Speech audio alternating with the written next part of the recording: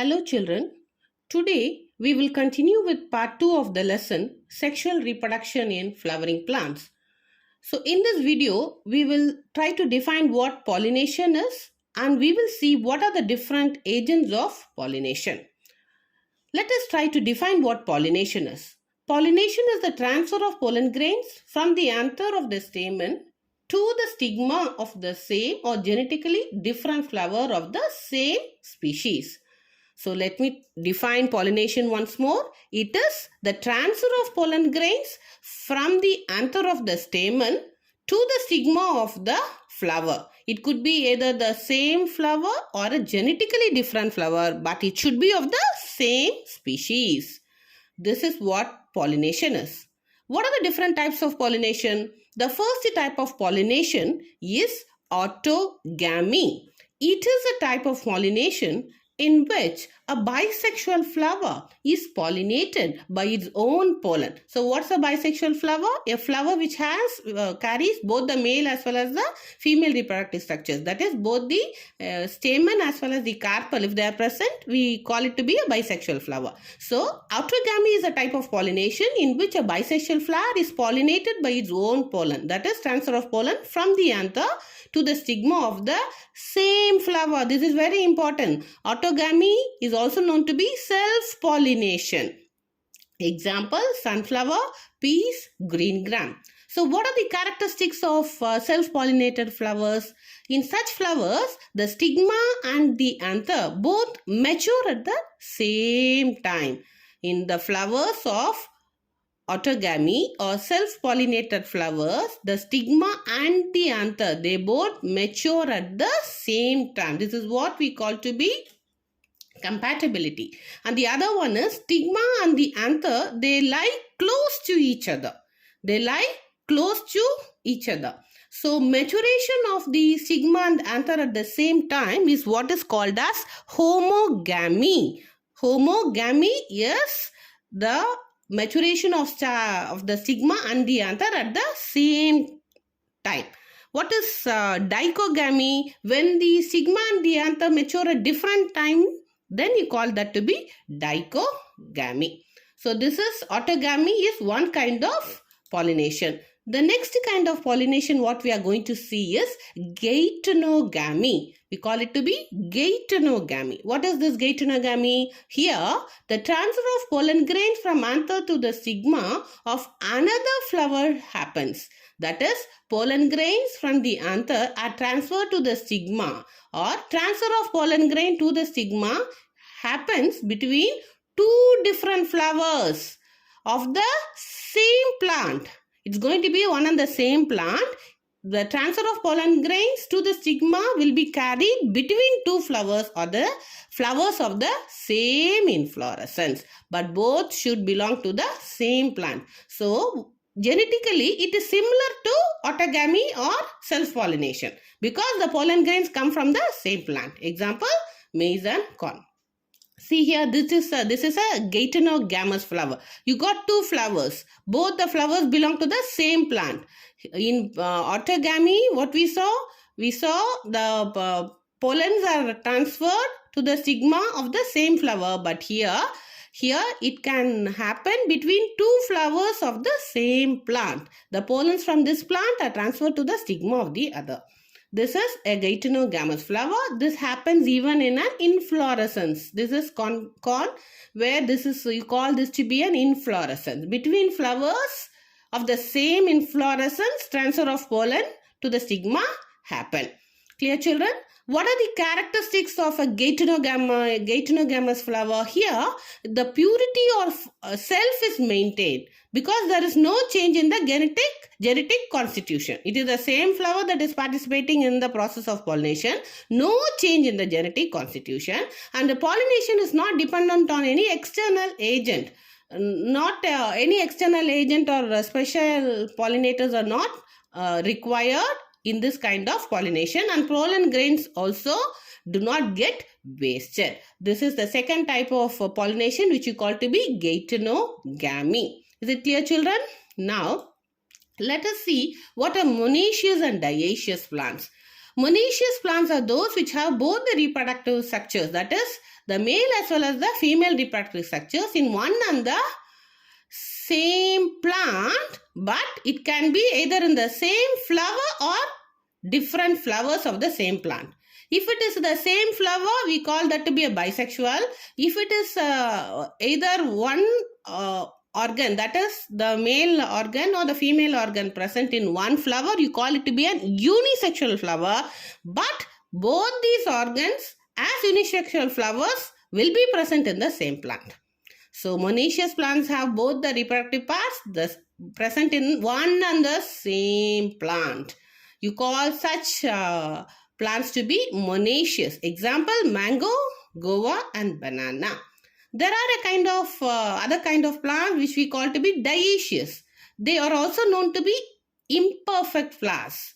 Why? Because the flowers have either male or the female reproductive part in one plant. So the flower which you call to be the imperfect flower will carry either one of the reproductive part. Either it will have a male part or the entire plant will have only the female reproductive part.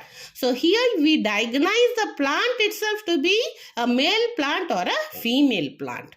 Yes, children. So examples are papaya, mulberry and kiwi. So this is what is about monoecious and dioecious plants. Next, we'll see what xenogamy is. This is one other kind of pollination which involves the transfer of pollen grain from anther to the stigma of a different plant. See here, previously we saw in geitonogamy and autogamy, it is the same plant, different flowers were engaged in pollination. But here in xenogamy, two different plants are involved. It involves the transfer of pollen grain from anther to the stigma of a different plant. So it is also known to be cross-pollination or allogamy. Xenogamy is also referred to be as cross-pollination or allogamy. And examples are onion in grasses. And what are the characteristic features? They are unisexual or dioecious plants. In the previous slide, we learned what a dioecious and a monoecious plants are. So one important characteristic of xenogamy is they are unisexual or dioecious plants, and they also exhibit self-incompatibility. Later we'll discuss what self-incompatibility is. In question and answer, there will be a question on self-incompatibility. There we'll explain in detail. And the third is release of pollen and the stigma receptivity. They don't synchronize. They both mature at different timeline. So pollen grains mature at a different period, and the receptivity of the stigma also matures at a different period. So they don't synchronize. So these are the characteristic features of xenogamous flowers. Now let us see one other type of reproductive mechanism which we call to be chasmogamy. Chasmogamy is a reproductive mechanism in plants that help in cross-pollination. So chasmogamy helps in cross-pollination. It happens in flowers which are generally big and showy, and the petals are brightly colored. Here the male and the female reproductive parts, they mature at different times. Say they don't mature at the same time. So what happens? Automatically it promotes cross-pollination. And they have exposed anthers. They have well exposed anthers and stigma as they open at maturity. So chasmogamy or chasmogamous flowers have exposed anthers and stigma, and they open at maturity. It is a method of reproduction that helps in cross-pollination. Is it clear, children? Examples: Commelina and Viola. These are examples of chasmogamous flowers, and this method of reproductive mechanism is known to be chasmogamy. The next kind of reproductive mechanism is cleistogamy. So what are cleistogamous flowers? This method of reproduction in plants that help in cross-pollination, and the characteristic features of cleistogamy is here the flowers are closed. They are closed and they do not open and remain in a bud state. The flowers remain closed and they remain in bud condition. Yes, so invariably it is autogamous reproduction. The anthers and the stigma, they are very closely aligned. Close proximity between anthers and stigma. Clear? And the pollen release and stigma receptivity are synchronized.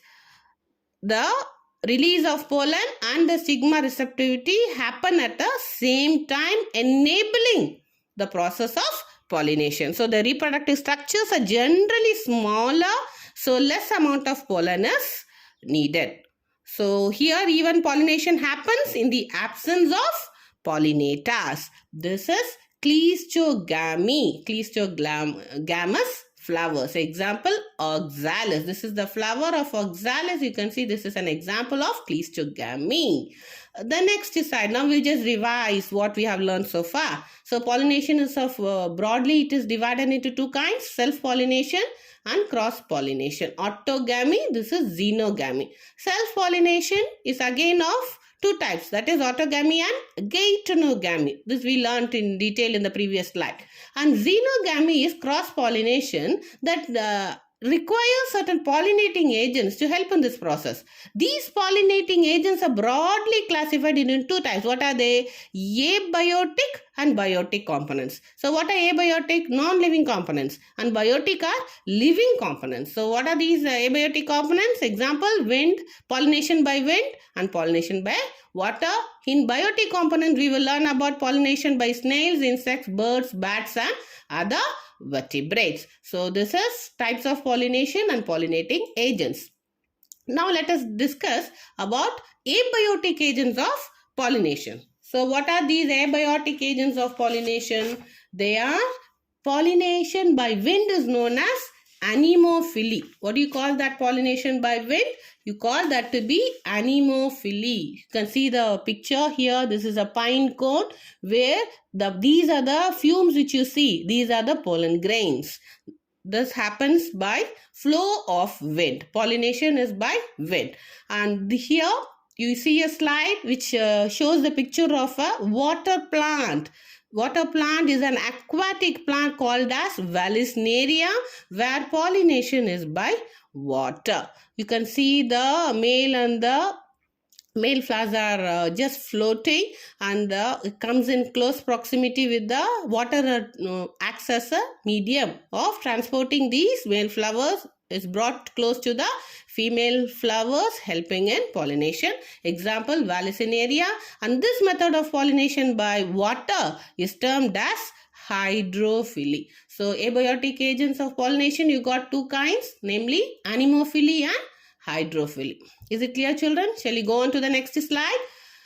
Now here in this slide, we will see the biotic agents that help in pollination. So what do you mean by biotic? Living organisms that help, that acts as agents of pollination.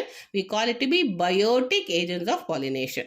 Right? So first kind is pollination by bees. You call it to be entomophily. By insects, bees, you call it to be entomophily. Pollination by birds, ornithophily. Pollination by bat, chiropterophily. Pollination by snails, malacophily. And pollination by ants in particular, you call it as myrmecophily. So what are the different biotic agents and how do you name them? Entomophily, ornithophily, chiropterophily, malacophily and myrmecophily. These are the biotic agents that help in the process of pollination. Is it clear, children? Shall I move on to the next slide? So how do flowers attract pollinators? So majority of insect pollinator flowers are large. They have got colorful fragrant petals. You would have seen, isn't it? Very large, colorful, ornamental petals. We call them to be ornamental petals, fragrant and rich in nectar. So when the flowers are small, a number of flowers are clustered to form an inflorescence. Previous slides I have shown you the picture of an inflorescence to make them conspicuous, visible, and animals are attracted by the color of the flower or fragrance. They also emit certain odor. So flies and beetles are attracted by some odor emitted by flowers.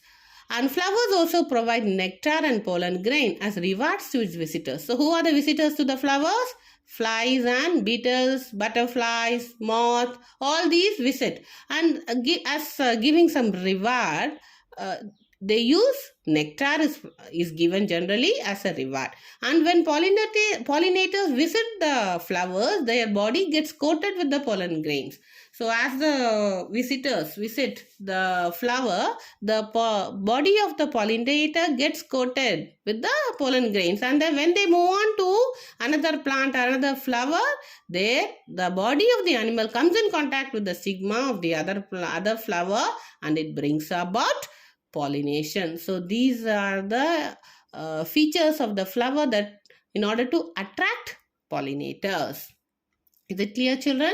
The next slide we'll be seeing about one plant called Amorphophallus. See, such a huge flower it has got. This is a plant called Amorphophallus where the flower is 6 feet tall, and the flower provides so much of space, helping in space for laying eggs.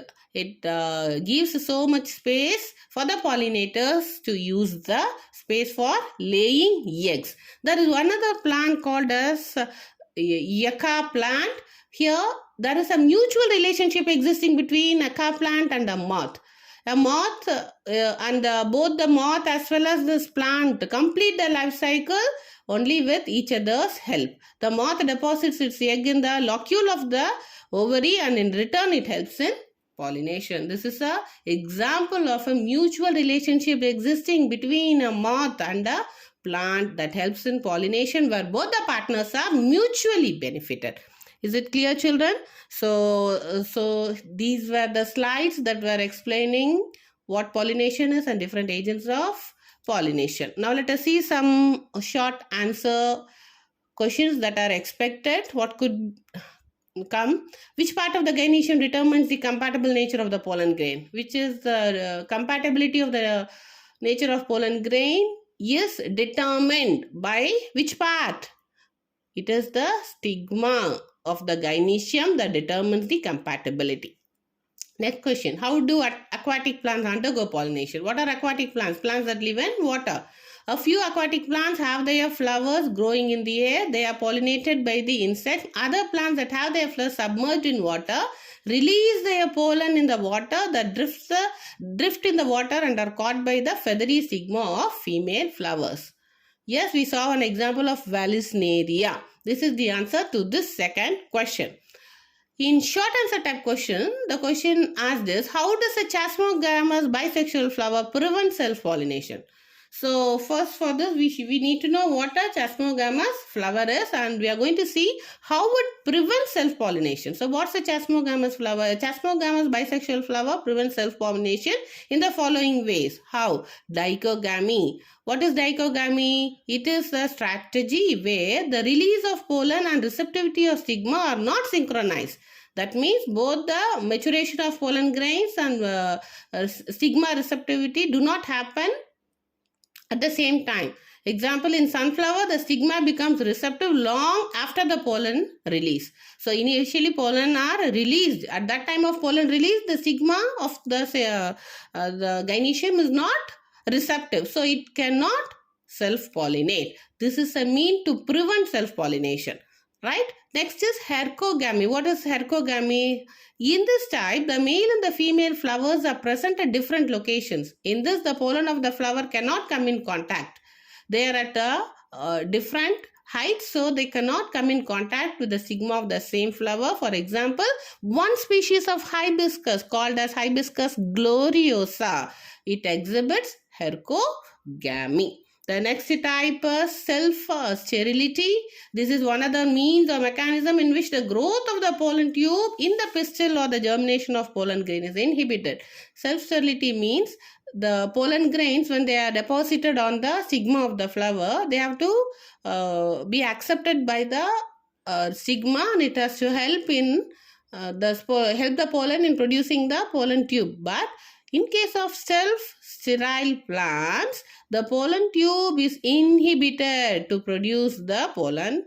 The pollen grain is inhibited to produce the pollen tube, and this prevents fertilization of the ovules from the same flower. So, and there is one other question on short answer type question on self-incompatibility. How do self-incompatibility restrict autogamy? How does pollination occur in such plants? This may be more or less a repeated question. Here again you have to explain. Self-incompatibility restricts autogamy by a mechanism called self-sterility. This is what we saw earlier. This is a genetic mechanism in which the germination of pollen grains or the pollen tube growth in the pistil is inhibited, which prevents the pollen from fertilizing the ovules. So in such plants, pollination by the process of cross-pollination happens. Clear, children? Then there is one long answer type question where you have to explain chasmogamous flower, explain pollination occurring in the chasmogamous flowers. You have to explain the self and cross pollination types, geitonogamy and xenogamy. I think you would have understood, children. Let us continue in the next video. Thank you.